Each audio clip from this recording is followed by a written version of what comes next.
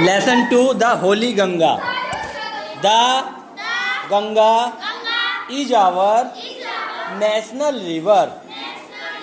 It is one of the world heritage. The Ganga is the lifeline of India and one of the most important rivers of our country. It is considered sacred and worshipped as goddess Ganga.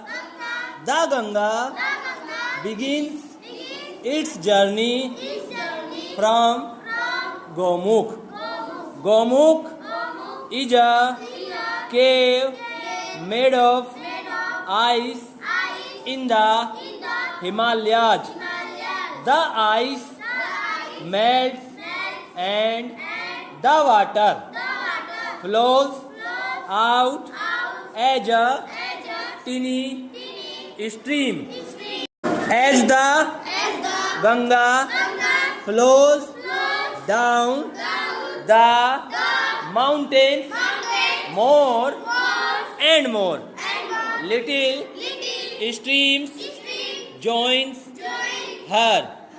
Thus, the Ganga becomes bigger and bigger. It flows down the mountains very fast. It becomes wider and wider as it reaches the plains. It reaches the plains at Haridwar.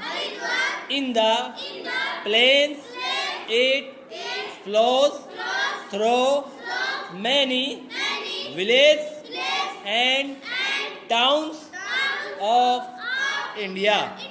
On both the sides of the Ganga, there are green fields. Many other rivers join the Ganga. In the plains, the Yamuna and the invisible Saraswati meet the Ganga at Prayagraj. This meeting place of the three rivers is called Triveni Sangam. It is a holy place called Tirthraj.